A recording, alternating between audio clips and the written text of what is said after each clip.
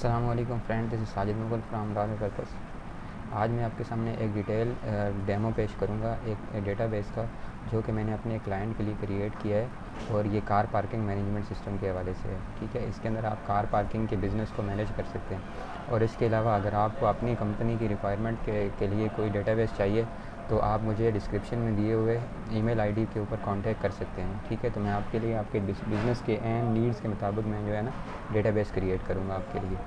तो चलें आज का ये रिव्यू शुरू करते हैं। तो इसके लिए सबसे पहले हमारे सामने ये लॉगिन फॉर्म अपीयर होगा। ठीक है, यहाँ पे आप जो है यूज़र की आईडी एंटर करेंगे। ठीक है, जो यूज़र आपने डेटाबेस में क्रिएट किया होगा एडमिन ने। ठीक है, तो मैं यहाँ पे जैसे अपनी आईडी एंटर करता हूँ, उसका मुझसे ये पासवर्ड पूछेगा। अगर मैं पासवर्ड यहाँ पे करेक्ट नहीं दूँगा तो ये इसका मुझे एरर देगा। ठीक है, तो ये आपकी सिक्योरिटी है। अच्छा, उसके अलावा अगर आप यहाँ से इस पर क्लिक करेंगे एग्ज़िट पे, तो आपका जो डेटाबेस है ये क्लोज़ हो जाएगा। तो मैं यहाँ पे अपना राइट पासवर्ड एंटर करता हूँ और लॉगिन पे क्लिक करता हूँ। तो देखें आपके सामने लॉगिन पे क्लिक करते साथ ही मैं जो है ये सिस्टम में इन हो गया हूँ। ठीक है, और यहाँ पे अब जो भी यूज़र इंटर होगा उसका यहाँ पे राइट साइड पे उसकी इन्फॉर्मेशन आ रही होगी, जैसे यहाँ पे लिखा हुआ आ रहा है वेलकम साजिद मुगल। ठीक है, और उसके अलावा यहाँ ऊपर लोगो वगैरह होगा और ये साइड में जो है ना ये सारे बटन्स आ रहे हैं आपके सामने। ठीक है, बाकी चीज़ों को हम बाद में देखेंगे। अच्छा,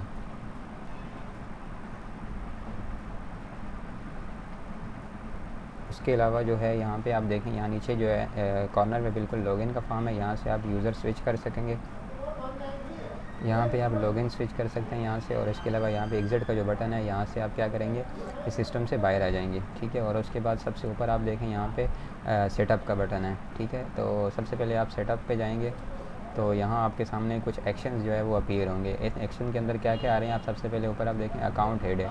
ठीक है, आप अकाउंट हेड पे क्लिक करें तो ये अकाउंट हेड क्या होते हैं, बेसिकली चार्ट ऑफ अकाउंट होता है आपका। जैसे जो है ना कोई भी आप अकाउंट खोलना चाह रहे होंगे सिस्टम में यूज़ करने के लिए, तो आपको यहाँ से खोलना पड़ेगा सिवाय कस्टमर के। ठीक है, तो जैसे यहाँ मेरे पास कैश एंड आ रहा है, तो उसके अलावा यहाँ से आप इन अकाउंट को चेक भी कर सकते हैं। यहाँ से आप चाहें तो इन अकाउंट को सर्च भी यहाँ से आप करवा सकते हैं। और उसके अलावा जो है यहाँ पे आप ये जो बटन है इसके ऊपर आप क्लिक करेंगे तो आपके सामने ऐड न्यू आ जाएगा। यहाँ पे आप नया अकाउंट आप एंटर कर सकेंगे। ठीक है, और उसके अलावा यहाँ पे प्रीवियस है, नेक्स्ट है और फर्स्ट रिकॉर्ड है, लास्ट रिकॉर्ड है। और यहाँ से सबसे आखिर में बटन जो है ये डिलीट का है, आप इसके ऊपर क्लिक करेंगे तो ये आपका रिकॉर्ड डिलीट हो जाएगा। ठीक है, अच्छा, मैं यहाँ पे एक नया अकाउंट क्रिएट करता हूँ। फ़र्ज़ करें यहाँ पे मैं EOBI का एक नया EOBI एक्सपेंस का एक अकाउंट क्रिएट करता हूँ। और यहाँ से आपको अकाउंट ग्रुप सेलेक्ट करना होगा कि ग्रुप में कौन सा है। ये जो आपने एक्सपेंस अकाउंट क्रिएट किया है ये कहाँ पे होना चाहिए, कैश है, बैंक है, एक्सपेंस है, इनकम है, जो भी है तमाम यहाँ पे टाइप डिफाइन हुई है। इनमें से आपने कोई एक सेलेक्ट करनी है। ठीक है, तो मैं यहाँ से इसको एक्सपेंस कर देता हूँ और उसके बाद इसको मैं नेक्स्ट रिकॉर्ड पे चला जाता हूँ या प्रीवियस पे चला जाता हूँ, तो ये मेरा डेटा सेव हो जाएगा यहाँ पे। तो जहाँ पे जब मैं एंट्री करूँगा तो वहाँ पे मुझे ये अवेलेबल हो जाएगा। ठीक है, और उसके बाद यहाँ से आप फॉर्म को क्लोज़ करें। और फर्स्ट थिंग फर्स्ट जो है आपको ये करना चाहिए, बिज़नेस प्रोफाइल आपको सेट करनी चाहिए यहाँ पे।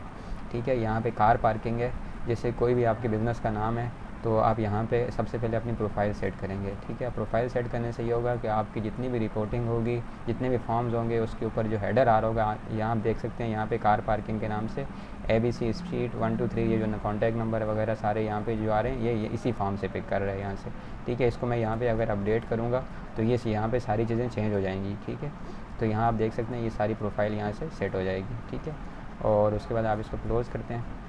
उसके बाद तीसरे नंबर पे हमारे सामने कस्टमर्स आ रहे हैं। यहाँ पे कोई भी आपको नया कस्टमर खोलना है तो आप यहाँ पे इसको ओपन करेंगे। ठीक है, नए कस्टमर की डिटेल आप यहाँ पे एंटर करेंगे और यहाँ से आप सेलेक्ट कर सकते हैं, कस्टमर सर्च करवा सकते हैं। बाकी ये जो ऊपर ऑपरेशन आ रहे हैं ये वही वाले सेम है जो भी मैंने आपके साथ शेयर करवाए थे। ठीक है, और उसके बाद अलावा यहाँ पे आप क्या क्या दे सकते हैं, इस जो भी डिटेल आपकी कस्टमर की आप यहाँ पे होगी। इसके अलावा कोई और फील्ड अगर आपको ऐड करवानी है तो वो भी आप मुझे जैसे बोलेंगे आपकी रिक्वायरमेंट के हिसाब से, तो मैं यहाँ पे ऐड कर दूँगा। ठीक है, और यहाँ स्टेटस है ये इंपॉर्टेंट है। ठीक है, स्टेटस आपका कस्टमर जो है ये एक्टिव कस्टमर है या इनएक्टिव कस्टमर है।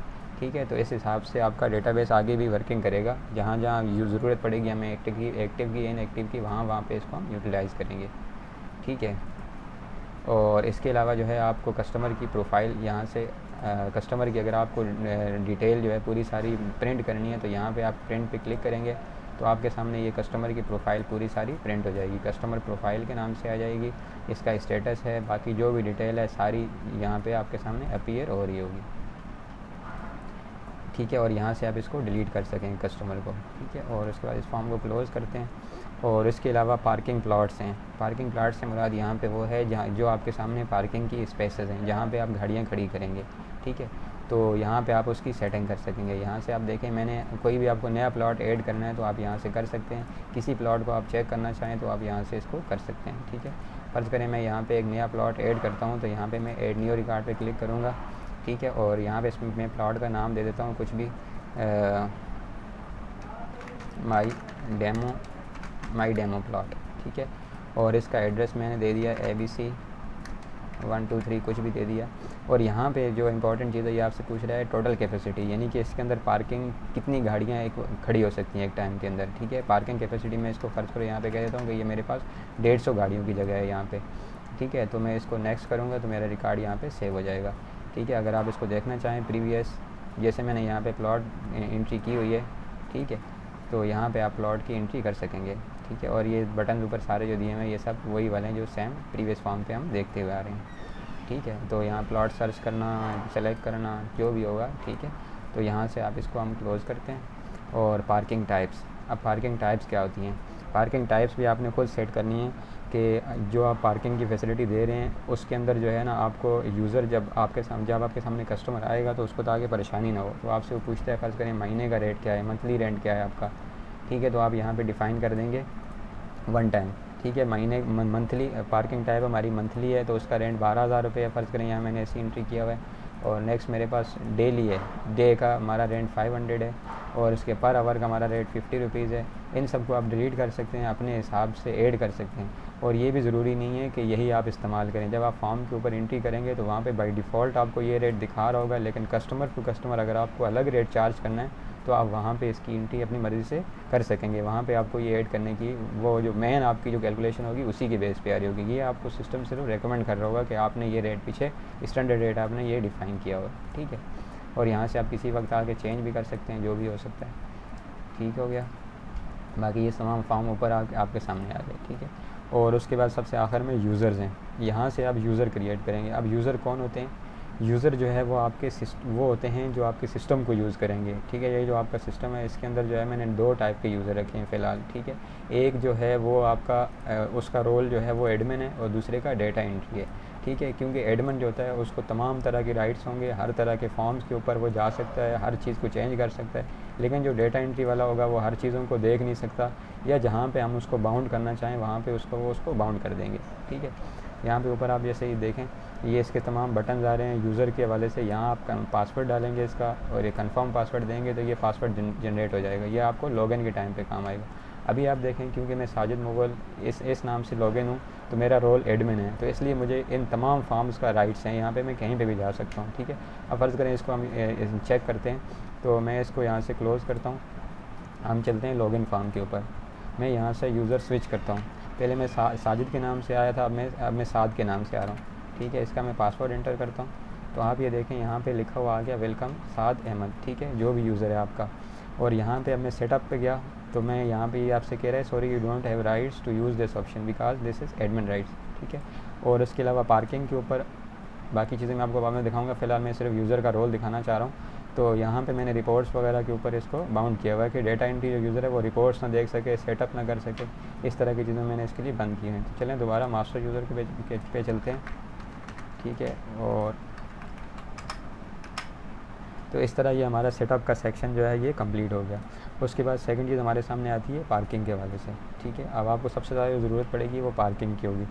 अब आप पार्किंग पे क्लिक करेंगे, और यहाँ पे क्या होगा आपके सामने, अगर आपके सामने कोई नया रिकॉर्ड आपको एंट्री करना है तो आप यहाँ से कर सकेंगे। और कस्टमर आपने सेलेक्ट करना है यहाँ से। अगर कोई पुराना कस्टमर, रिपीटेड कस्टमर आपके पास दोबारा आया है तो आप उसको यहाँ से लेज़र देख सकते हैं, ठीक है। फ़र्ज़ करें यहाँ पे हम जो है ये हमारे पास कस्टमर है, ठीक है। और अगर हम कोई एक नया कस्टमर आ गया उसको आप ऐड करना चाह रहे हैं, तो इसी फील्ड के ऊपर आप डबल क्लिक करेंगे तो आपके सामने ये फॉर्म अपीयर हो जाएगा कस्टमर का। और यहाँ पे आप नए कस्टमर की डिटेल डालेंगे जो रिक्वायर्ड है। उसके बाद दोबारा आप इस फॉर्म पे आके उसकी एंट्री कर सकेंगे। फ़र्ज़ करें मेरे सामने ABC कस्टमर है, मैं इसी को सेलेक्ट करता हूँ, फ़िलहाल यूज़ करना चाह रहा हूँ इसको मैं, ठीक है। और यहाँ पे नीचे दो तरह, यहाँ ऊपर टॉप पे देखें टोटल चार्जेस आ रहे हैं, पेमेंट्स इसने कितनी की और इस कस्टमर का बैलेंस क्या है वो आपको समरी दिखा रहा है यहाँ पे।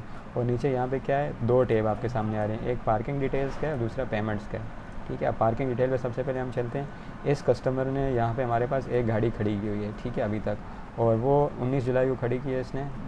हमने यहाँ पे बल्कि एक नई एंट्री करते हैं, आपको परेशानी ना होता आके। फ़र्ज़ करें आज की डेट में हम एंट्री करते हैं, यहाँ पे कार डिटेल क्या है, जो भी है, वाइट कलर, ये वो सब कुछ जो भी आप डिटेल देना चाह रहे हैं वो आप दे सकते हैं। कार नंबर क्या है 321, यहाँ पे मैंने दे दिया। और यहाँ पे ऊपर आप देखें, इस वक्त आप देख सकते हैं टोटल स्पेस जो आपकी पार्किंग है उसके अंदर 555 गाड़ियों का है, जिसमें से 2 गाड़ियाँ यहाँ पे खड़ी हुई हैं और 553 गाड़ियाँ आप यहाँ पे खड़ी कर सकते हैं इस फ़िलहाल। ठीक है, और उसके अलावा जब आप यहाँ पे मैं नया कस्टमर जो है ये यहाँ पे मुझे देखना है मैं कौन से प्लाट पे इसकी गाड़ी खड़ी कर रहा हूँ। मैं यहाँ पे कह रहा हूँ कि माई डेमो प्लाट के ऊपर मैं गाड़ी खड़ी करता हूँ। तो मैं जब इसको अपडेट करूँगा, जैसे ही मैंने अपडेट किया तो ऊपर यहाँ मेरा स्टेटस जो है ना इसने अपडेट कर दिया कि ये कह रहा है कि जो आपने भी प्लॉट सेलेक्ट किया है उसके अंदर टोटल 150 की गुंजाइश है, 150 गाड़ियों की गुंजाइश है और बुक अभी 0 है और 150 मज़ीद आप गाड़ियाँ यहाँ पे खड़ी कर सकते हैं। ठीक है, तो मैंने कहा ठीक है, स्पेस अवेलेबल है।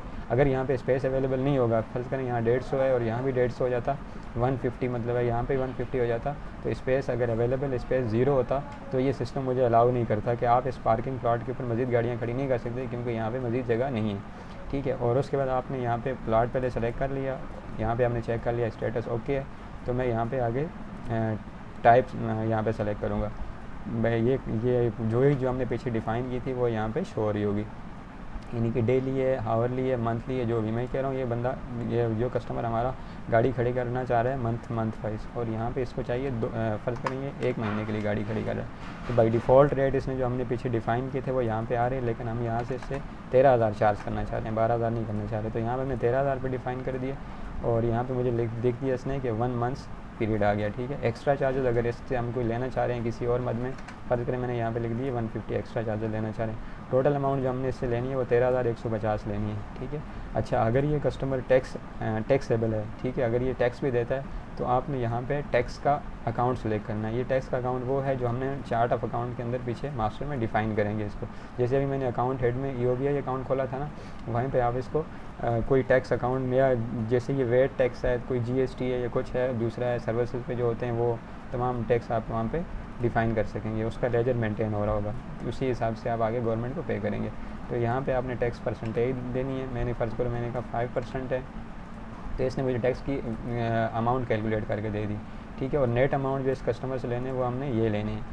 ठीक है, 13,807 रुपये। ठीक है, और उसके बाद यहाँ पे एग्ज़ैक्ट डेट अगर आप देना चाहें तो यहाँ पे आप दे सकते हैं, नहीं तो आप उस वक्त एग्ज़ैक्ट डेट दें जब ये कस्टमर गाड़ी लेके जा रहा हो। ठीक है, और यहाँ ऊपर मैं इसको रिफ़्रेश करता हूँ तो आप ये देखें इस कस्टमर से टोटल हमने 37,000 की पार्किंग की है और 23,000 इसने पेमेंट कर दी है उसमें से, और जो है बाकी इसका बैलेंस इससे ये हमने लेना है इससे। ठीक है, और फ़र्ज़ करें ये ऊपर वाली जो गाड़ी थी, अभी फ़िलहाल आपके सामने देखें पार्किंग स्पेस क्या है 555, 3 गाड़ियाँ आपके पास आपकी पार्किंग के अंदर हैं और 552 की मज़ीद गुंजाइश है। अब फ़र्ज़ करें यहाँ पे क्या हुआ, ये गाड़ी जो है ना आज चली गई, तो मैं यहाँ पे 19 तारीख लिख दिया मैंने और एग्ज़ैक्ट के ऊपर मैंने यहाँ पे चेक लगा दिया। जैसे ही मैंने एग्ज़ैक्ट के ऊपर चेक लगाया उसके बाद अब मैं दोबारा इसको रिफ़्रेश करता हूँ तो आप ये देखें यहाँ पे नेक्स्ट रिकॉर्ड पर जाने का मैंने रिफ़्रेश किया तो यहाँ पे आप देखें 500। अब मेरे पास गाड़ियाँ जो पार्किंग में खड़ी हैं वो 2 हो गई, पहले 3 थी क्योंकि एक एग्ज़िट हो गई, तो यहाँ काउंटर चल गया कि आपकी एक गाड़ी चली गई है तो 2 रहेगी, 2 यहाँ पे पार्किंग में रह गई हैं। अच्छा, उसके अलावा जो है यहाँ पे आप आगे मज़ीद जो है यहाँ पे इसको डिलीट कर सकते हैं इसकी कार्ड को, या आप कस्टमर का यहाँ तक हम पहुँच गए। ठीक है, ये हमने बुकिंग यहाँ तक कर ली। अब हमें कस्टमर को एक टोकन चाहिए, टोकन देंगे हम पार्किंग टोकन। तो यहाँ आप पार्किंग टोकन पे क्लिक करेंगे तो आपके सामने इसी ID का पार्किंग टोकन क्रिएट हो जाएगा। इसको थोड़ा डिटेल में देखते हैं। तो ये पार्किंग टोकन है आपका। ठीक है, पार्किंग ID ये है। अच्छा, एग्ज़िट डेट हमें आपने नहीं लिखी यहाँ पे तो ये नहीं आ रही। ठीक है, और उसके अलावा जो है आपका प्लॉट नेम यहाँ पे आ रहा है। ठीक है, और कस्टमर की डिटेल यहाँ पे आ रही है, उसकी गाड़ी नंबर वगैरह सब कुछ, और यहाँ पे आपकी उसकी वैल्यू आ रही है पार्किंग डिटेल के वाले से, क्या रेट था, क्या आपने चार्ज किया, उससे तमाम चीज़ें जो है वो यहाँ पे आ रही होंगी। अथोराइज बाई यहाँ पे आप साइन कर देंगे तो जिसने जो है जिसकी मतलब जिसने ये बुकिंग की होगी उसका यहाँ पे साइन हो जाएगा, या जो भी अथॉरिटी होगी वो यहाँ पे साइन करके दे देगा इसको। और जब भी अपनी गाड़ी लेने आएगा तो ये टोकन डिस्प्ले आपको दिखाएगा और अपनी गाड़ी ले जाएगा। ठीक है। तो यहाँ तक ये हमारी पार्किंग के हवाले से हो गया। अब उसके बाद नेक्स्ट स्टेप पे चलते हैं पेमेंट्स के हवाले से, ठीक है। अब इसी कस्टमर से हमने पेमेंट लेनी है, तो फर्ज करें यहाँ पे हम एंट्री करते हैं 19 तारीख में, और यहाँ पे इसने हमें कैश पेमेंट की है। जो भी आप डिस्क्रिप्शन हो आप यहाँ पे एंट्री कर लें, ठीक है। और इसने हमें कितने पैसे दिए हैं, फर्ज करें इसने 14,000 रुपये दिए, 14,000 दिए, ठीक है। और अब आप यहाँ पे आगे रिसीव्ड इन, यहाँ पे रिसीव्ड इन करेंगे कि आपको जो पेमेंट आई है, इसमें 14,000 मैंने लिखना था, ठीक है, 14,000। और उसके बाद यहाँ पे आपने रिसीव्ड इन, यहाँ पे अपने अकाउंट सेलेक्ट करना है, ठीक है। कोई बैंक है, अगर आपका डायरेक्ट बैंक में पैसे आए हैं तो आप यहाँ लिखेंगे, और कोई कैश इन हैंड में आए हैं या किसी दूसरे जिस बैंक में भी आए होंगे आप वहाँ यहाँ से वो बैंक सेलेक्ट करेंगे, उसका लेजर यहाँ से चल जाएगा, ठीक है। और उसके बाद जो है अब इसको जो आपने पेमेंट ली है उसकी इसको रिसीविंग चाहिए होगी, ठीक है। तो आप यहाँ से इसकी रिसीविंग निकाल दें, और ये रिसीव्ड वाउचर निकल जाएगा। इसके अंदर कस्टमर का नाम आ जाएगा, पेमेंट डिटेल्स आ जाएंगी, और उसके अलावा जैसे जो यूज़र इस वक्त सिस्टम के अंदर सिस्टम को जो चला रहा है उसका यहाँ पे नाम आ जाएगा कि इसने ये बनाया है, इसने ये बुकिंग की है, अप्रूव किसने किया, और रिसीव ये पैसे, ये अमाउंट किसने की, ठीक है। ये आप दे के कस्टमर को वाउचर रिसीव करवा दीजिए। कस्टमर से वाउचर अपना जो भी होगा आप रिसीव कर लेंगे, उसको कॉपी देनी होगी या जो भी करना होगा आप इसकी प्रिंट कर सकेंगे, ठीक है। तो ये आपकी पेमेंट डिटेल्स हो गई। और इसके अलावा यहाँ से आप जो है रिकॉर्ड्स ऑपरेशन चेक कर सकते हैं, प्रीवियस नेक्स्ट पे जाना चाहें जो भी आप कर सकते हैं, ठीक है। और यहाँ जो ऊपर ये बटन दिया हुआ है इसके ऊपर आप क्लिक करेंगे तो आप मेन फॉर्म के ऊपर आ जाएंगे, ठीक है। तो हमारी पार्किंग का सेक्शन हमारा क्लियर हो गया। उसके बाद वाउचर के ऊपर चलते हैं। ये तो हमारी वो थी जहाँ जो पार्किंग होगी डायरेक्ट डीलिंग हमारी कस्टमर के साथ थी, ठीक है। उससे हमने पेमेंट लेनी थी और पार्किंग करनी थी। अब वाउचर पे ऊपर चलते हैं, और यहाँ पे हम जाके वाउचर की एंट्री करेंगे। और अगर कोई पुराना वाउचर आपको यहाँ से देखना है तो आप इसको यहाँ सिलेक्शन की मदद से आप यहाँ से वाउचर देख सकेंगे, ठीक है। और नया वाउचर एंट्री करना है तो आप ऐड के ऊपर क्लिक करेंगे, ठीक है। और उसके बाद हम यहाँ पे एक नया वाउचर एंट्री कर देते हैं। फ़र्ज़ करें यहाँ पे हम लिखते हैं ऐड एक्सपेंसेस EOBI। अभी हमने जो अकाउंट क्रिएट किया था उसके हवाले से मैं सेलेक्ट करना चाह रहा हूँ EOBI, ठीक है। EOBI अब मैंने 3 दफ़ा इसलिए सेलेक्ट किया है कि मुझे तीनों प्लाट्स की अलग अलग पेमेंट करनी है, ठीक है। तो यहाँ पे मैं प्लाट सेलेक्ट करूँगा, ये वाला, ये मैं एक ही वाउचर के ऊपर ये तीनों काम करना चाह रहा हूँ। और जिसके अगेंस्ट में भी आपने कोई एक्सपेंस पे किया है वो यहाँ पे अपने प्लॉट सेलेक्ट करना है। अब इसका ये फ़ायदा होगा कि आपको आपकी जो पार्किंग है, पार्किंग इनकम, पार्किंग एक्सपेंसेस जो है ना वो प्लॉट वाइज आ रहे होंगे, तो आपको पता चल रहा होगा कि मेरी कौन सी प्लॉट में इससे कितनी अर्निंग हुई है और उसके ऊपर कितने एक्सपेंडिचर्स हुए मेरे, ठीक है। फ़र्ज़ करें मैंने EOBI दिया, इसकी मद में 500 का, इसकी मद में 200 का, और इसकी मद में मैंने 300 का यहाँ पे दे दिया, ठीक है। अब आप यहाँ पे ये देखें कि यहाँ पे आप ये देखें, आपको ये कह रहा है कि टोटल आपका डेबिट जो है वो हुआ है 1000 का, टोटल क्रेडिट 0 हुआ है, डिफरेंस यहाँ पे 1000 आ रहा है। अच्छा, अब अगर आप यहाँ पे आपने ये पैसे दिए कहाँ से, अब यहाँ से आप सेलेक्ट कर सकते हैं अकाउंट अपना। फर्ज करो मैंने यहाँ से कैश इन हैंड से ये पैसे दिए हैं, ठीक है। और मैं यहाँ चला जाता हूँ क्रेडिट साइड पे। अब अगर मैं यहाँ पे 900 लिखूँगा तो अब ये डिफरेंस मेरा 100 का रह रहा है। अब मैं अगर एंट्री सेव करूँगा तो मुझे ये एंट्री सेव करने नहीं देगा, ये कहेगा कि debit and credit must be equal, ठीक है। तो मतलब ये हो जाएगा आपको यहीं से इसने बाउंड कर दिया कि आपकी एंट्री सही होनी चाहिए ताकि आगे चल के आपको प्रॉब्लम ना हो, ठीक है। तो मैं यहाँ पे इसको पूरा 1000 लिखता हूँ। जो मैंने इस तरफ डेबिट किए वही सारे मैंने सामने क्रेडिट किए, तो ये मेरा यहाँ पे डिफरेंस 0 हो गया, ग्रीन हो गया, ठीक है। मीन्स कि मेरा ये वाउचर एंट्री ओके है, और मैं इसको आगे नेक्स्ट कर देता हूँ, ठीक है। और उसके अलावा अगर आप इस वाउचर को अभी देखना चाह रहे हैं तो आप इसको देख भी सकते हैं। अच्छा, मैंने जो है ना ये यहाँ पे जो एंट्री की हुई थी इसको मैं इसका मुझे प्रिंट लेना है, ठीक है। ये पहले मैंने एक एंट्री की हुई थी, तो मुझे अब अगर इसका प्रिंट करना है तो मैं यहाँ पे ये करूँगा कि यहाँ पे जो ऊपर ऑप्शन आ रहा है आपका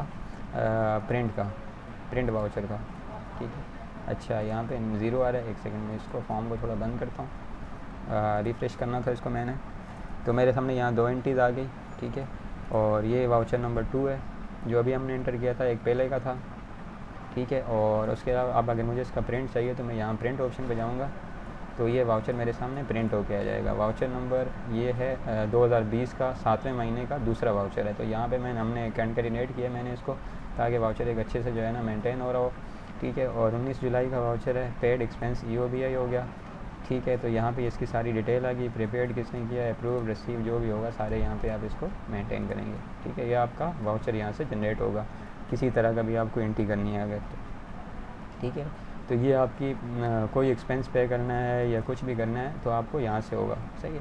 और अगर कस्टमर से रिलेटेड कोई भी डीलिंग होगी वो सारी पार्किंग की मदद से होगी, वहीं पार्किंग से आप उसकी इनकम बुक करेंगे और वहीं से आप कस्टमर से पैसे लेंगे या उससे अमाउंट जो भी होगी वो वहीं से लेंगे।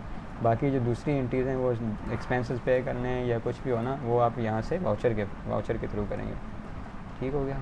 अब उसके बाद हम चलते हैं वाउचर के बाद हम चलते हैं सीधा एम्प्लॉइज़ के ऊपर, ठीक है। ये आपका एम्प्लॉई का टेब है और यहाँ पे आपके पास कोई नया एम्प्लॉई अगर आता है तो आप उसकी डिटेल ऐड करेंगे यहाँ से, तो ये आपके सामने नया एम्प्लॉई ऐड हो जाएगा और इसकी सारी आपने डिटेल देनी है यहाँ से। यहाँ इस डिटेल के अंदर क्या क्या आता है वो मैं अभी आपको दूसरा प्रीवियस जो मैंने एंटर किया हुआ उसकी मदद से दिखा देता हूँ, ठीक है। और उसके बाद एम्प्लॉई आईडी ऑटो जनरेट होगी, मिस्टर जो भी आप यहाँ सेलेक्ट करेंगे, उसके बाद first name, last name, father name, nationality, CNIC।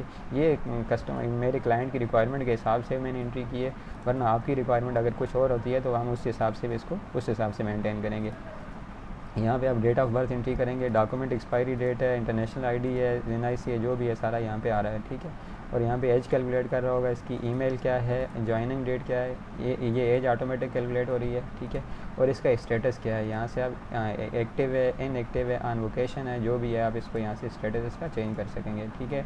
अगर आपकी कंपनी छोड़ गया है तो यहाँ लीविंग डेट क्या है, इसकी रीज़न क्या है, क्यों छोड़ के गया है। अच्छा, रीजॉइन अगर आपके पास दोबारा हुआ है तो आप यहाँ एंट्री करेंगे रीजॉइन कब हुआ, ठीक है। रेजिडेंशियल एड्रेस इसका क्या है, अगर इंटरनेशनल है तो इसका परमानेंट एड्रेस क्या है, फ़र्ज़ करें कहाँ रहता है, रिहाइश क्या है, ये वो सब कुछ। और क्वालिफ़िकेशन वगैरह जो है ना इसकी सारी क्या है आप यहाँ से सेलेक्ट कर सकेंगे, ठीक है। और उसके अलावा सैलरी डिटेल्स हैं, सेकंड टैब के अंदर जो है सैलरी डिटेल्स हैं। अब सैलरी डिटेल के हवाले से इसकी पोस्ट क्या है, मैनेजर है, असिस्टेंट है, जो भी आप मज़ीद अगर आपको ऐड करना है तो लिस्ट के ऊपर क्लिक करेंगे, यहाँ पे आप मज़ीद डेजिग्नेशन ऐड कर सकेंगे, ठीक है। और सैलरी टाइप इसकी क्या है, मंथली है, डेली वेजेस वाला है या वीकली है या पर आवर है, जो भी आप यहाँ पे डिफ़ाइन कर सकेंगे इसके ऊपर, ठीक है। अच्छा, उसके अलावा एनुअल बोनस आप इसको क्या देते हैं, जो आपकी मर्ज़ी है यहाँ पे वो लिख देंगे। इसकी बेसिक सैलरी क्या है, एनुअल लीव्स क्या हैं, और ये करंट सैलरी ये खुद ब खुद यहाँ से ऑटोमेटिक कैलकुलेट कर रहा होगा, इसको आपको चेंज करने की ज़रूरत नहीं, आपको बेसिक सैलरी जस्ट देनी है। उसके अलावा जो भी इसके अंदर प्लस माइनस करना है वो आपने यहाँ से करना है, ठीक है। इसकी इंक्रीमेंट, ठीक है। और यहाँ से जैसे अब मेरे सामने आ रही है 49,500, तो मैं यहाँ पे इसको मज़ीद डिमोशन फ़र्ज़ कर इसका मैं कर रहा हूँ 500 का, ठीक है। तो उसी हिसाब से यहाँ पे आपकी जो करंट सैलरी है वो अपडेट हो जाएगी और आगे मज़ीद जो है जो भी कैलकुलेशन होगी वो करंट सैलरी की बेस पे चलेंगी, ठीक है। उसके बाद हम चले जाते हैं आगे लोन डिटेल्स के ऊपर, लोन एडवांसेस के हवाले से कि इस कस्टमर ने कब कब लोन लिया हुआ है, कितना कितना लिया हुआ है, तो वो आप यहाँ पे सारी डिटेल देखेंगे। फ़र्ज़ करें ऐसे एक कस्टमर नहीं, एम्प्लॉइज़ की बात कर रहे हैं, ठीक है। इस एम्प्लॉई ने हमसे 15,000 रुपये लिए थे और ये उसने इन टाइम पे इसने डिडक्शन करवाई, इतनी डिडक्शन हुई हमने। और मज़ीद अगर आपको डिडक्शन करनी है तो आप यहाँ पे एंट्री कर लें। तो मैंने यहाँ पे फ़र्ज़ करें 1,000 की और मज़ीद डिडक्शन डाल दी, तो यहाँ पे मेरी एंट्री आ गई और रिमार्क्स जो भी हैं आपको यहाँ पे लिखने हैं, ठीक है। और इस हिसाब से आपका इस एम्प्लॉई की जो लोन है वो 15,000 टोटल दिए थे आपने, 8,100 की डिडक्शन होगी और बैलेंस 6,900 के, ठीक है। और उसके अलावा आप यहाँ पे क्या कर सकते हैं, अब अगर आपको इस कस्टमर की प्रोफाइल बार बार कस्टमर बोल रहा हूँ, एम्प्लॉई, अगर आपको इस एम्प्लॉई की प्रोफाइल चेक करनी है तो आप यहाँ पे ऊपर ऑपरेशन में ये जो बटन दिए हुए हैं इनकी मदद से आप यहाँ पे प्रिंट का एक बटन है, ठीक है। इसको प्रिंट प्रोफाइल के ऊपर आप क्लिक करेंगे तो फ़र्ज़ करें ये जो मेरा एम्प्लॉई प्रोफाइल है इसका बेसिक इन्फॉर्मेशन सारी यहाँ पे आ जाएगी।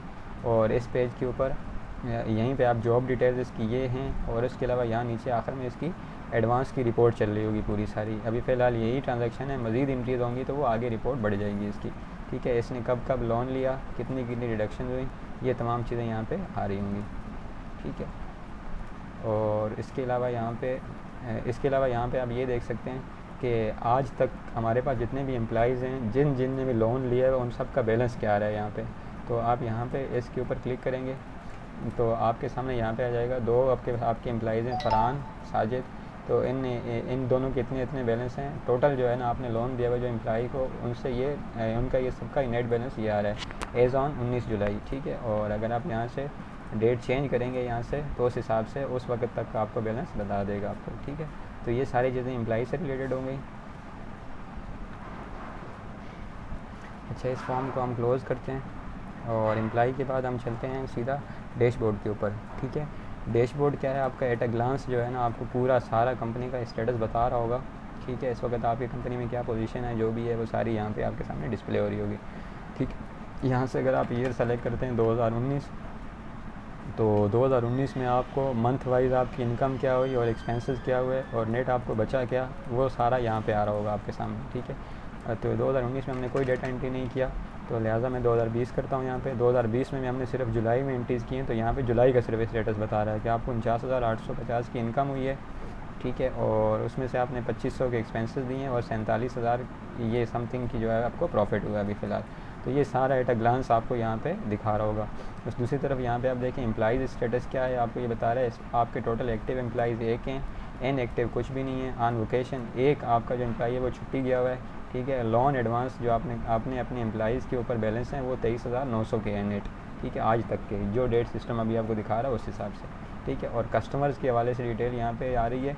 आपके एक्टिव क्या हैं, 2 हैं, इनएक्टिव 0 हैं, ठीक है। नेट रिसीवेबल आपने जो अपने कस्टमर से है वो 12,283 रुपये हैं आज तक के, ठीक है, जो सिस्टम की डेट होगी उस हिसाब से आपको ये बता रहा होगा। और नीचे आप देखेंगे यहाँ पार्किंग का स्टेटस है। पार्किंग के स्टेटस में पार्किंग कैपेसिटी टोटल आपके पास 555 की है, बुक इस वक्त 2 हैं और अवेलेबल 553 है, ठीक है। और प्लाट वाइज अगर आप चेक करना चाह रहे हैं तो आप यहाँ से सिलेक्ट कर सकते हैं। मैंने ये प्लाट सेलेक्ट किया है, 200 की कैपेसिटी है, 0 बुक है और अवेलेबल पूरे के पूरे हैं, ठीक है। मैंने दूसरा प्लाट चेंज किया, कोई और प्लाट मैंने चेंज किया, जो भी प्लाट आप चेंज करें उस हिसाब से यहाँ पे आपको दिखा रहा होगा कि कितने बुक हैं और क्या कैपेसिटी है इसके अंदर और क्या बैलेंस है आपके पास, ठीक है। और उसके बाद हम चलते हैं अपनी मेन रिपोर्ट्स के ऊपर। अब ये आपका रिपोर्ट का फॉर्म है, ठीक है। और यहाँ पे आपको हर तरह की रिपोर्ट आपको मिलेगी, ठीक है। अच्छा, फ़र्ज़ के सबसे पहले हम जो है यहाँ पे कस्टमर की रिपोर्ट देखना चाह रहे हैं, तो कस्टमर लेजर हम देखना चाह रहे हैं कौन से कस्टमर का, ABC कस्टमर का, ठीक है। तो यहाँ आपके सामने ABC कस्टमर की ओपनिंग बैलेंस 1 जुलाई में 0 था जो आपने यहाँ पीरियड दिया। उसके अलावा कब कब जो है इसने पार्किंग करवाई आपके यहाँ और कब कब इसने कितनी कितनी पेमेंट दी और इसका बैलेंस आपने नेट रिसीवेबल क्या है, 3,808 रुपये रिसीवेबल है, ABC कस्टमर है। और इसका यहाँ पे कंप्लीट लेजर आपको मिलेगा, ठीक है। और यहाँ से जो आप टाइम पीरियड चेंज करेंगे, मैंने यहाँ पे 19/7 लिखा, तो आपके ये इस हिसाब से ये पूरे का पूरा डेटा बता रहा है, ठीक है। क्योंकि इसकी सारी एंट्रीज 19 जुलाई में हुई हैं, तो वरना ये आपको ओपनिंग बैलेंस यहाँ पे दिखा रहा होता ऊपर, ठीक है, हो गया।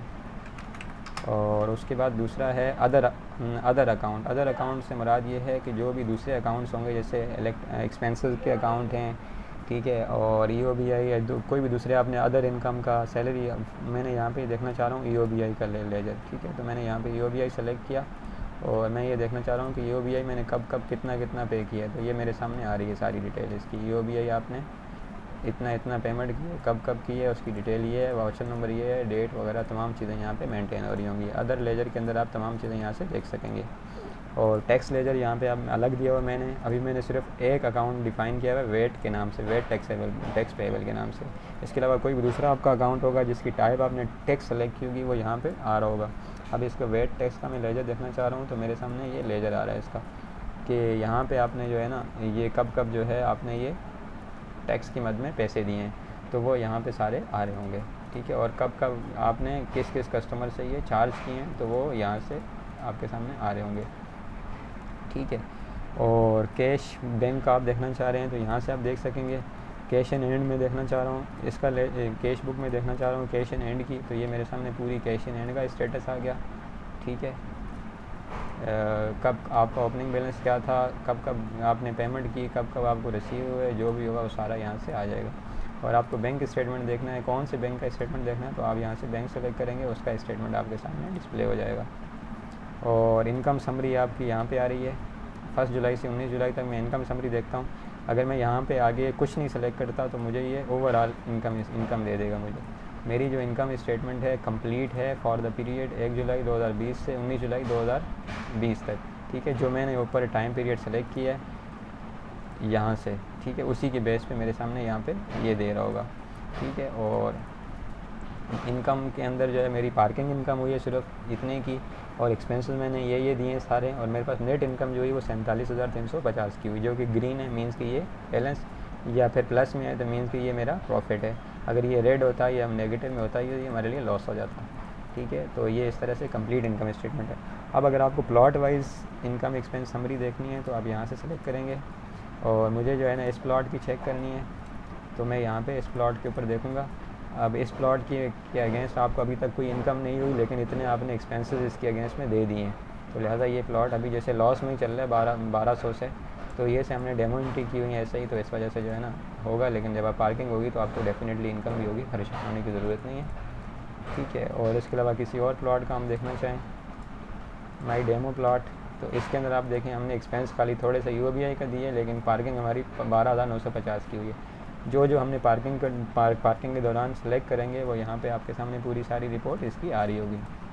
आपको पार्किंग वाइज इनकम समरी यहाँ पे शो हो जाएगी, और अगर आप कोई अकाउंट सेलेक्ट नहीं करेंगे तो ओवरऑल पूरी कंपनी की समरी शो हो जाएगी, ठीक है। कस्टमर रिसीवेबल रिपोर्ट समरी है, एज ऑन यहाँ पे आप देखना चाह रहे हैं, जो आप डेट यहाँ पे सेलेक्ट करेंगे एज ऑन की, ठीक है। तो वहाँ यहाँ पे आपको ये वही रिपोर्ट है जो भी मैंने आपको थोड़ी देर पहले दिखाई थी, ठीक है। इसके अंदर जो है टोटल आपने कस्टमर से कितने पैसे लेने हैं वो कस्टमर वाइज आपके सामने पूरी डिटेल यहाँ पे आ रही है। 2 ही कस्टमर हमने खोले हैं अभी, तो ये सिर्फ 2 ही कस्टमर का डेटा आ रहा है। मज़ीद कस्टमर होंगे तो वो आगे लिस्ट ये बड़ी होती जाएगी, ठीक हो गया यहाँ तक। और पार्किंग इनकम आप देखना चाह रहे हैं, ओवरऑल पूरा ये आपके सामने पूरा लेजर आ जाएगा पार्किंग इनकम का, ठीक है। तो 1 जुलाई से 19 जुलाई तक आपको पार्किंग की मद में टोटल किस कस्टमर से कितने पैसे रिसीव हुए या पार्किंग बुक हुई, ये बुक की बेस पे है, रिसीविंग अलग चीज़ हो जाएगी बाद में, ठीक है। कौन सी प्लॉट से आए, क्या टाइप हुई, मेजर जो है ना कौन सी है, तो इसको आप अपने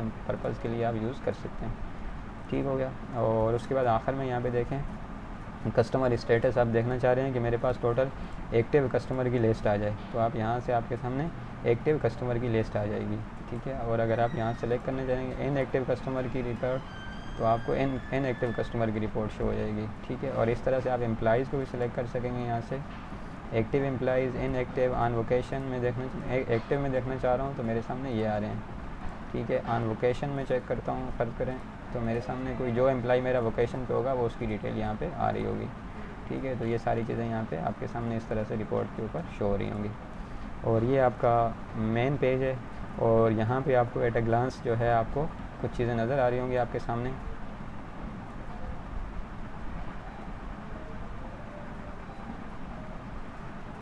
जैसे कि ये जो है आपके सामने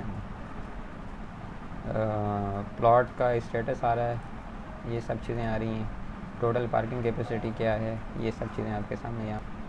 तो उम्मीद है कि दोस्तों आपको ये मेरा डेटाबेस जो मैंने क्रिएट किया पार्किंग मैनेजमेंट सोल्यूशन के नाम से आपको अच्छा लगा होगा, ठीक है। अगर आप इस तरह का डेटाबेस आप अपनी कंपनी के लिए या कोई और बनवाना चाह रहे हैं आप, तो आप कमेंट सेक्शन में दिए हुए ईमेल के ऊपर मुझे कांटेक्ट कर सकते हैं, ठीक है। तो और यहाँ पे भी आप मुझे कमेंट में भी अपनी राय से ज़रूर आगाह कीजिएगा कि आपको ये डेटाबेस कैसा लगा, और इसके हवाले से आपने इसमें क्या चीज़ें आपको अच्छी लगी, और इसके अलावा कोई अगर आपने इसमें मुझे मज़ीद अगर सजेशन कोई आपकी तरफ से हो तो वो भी मैं वेलकम करूँगा।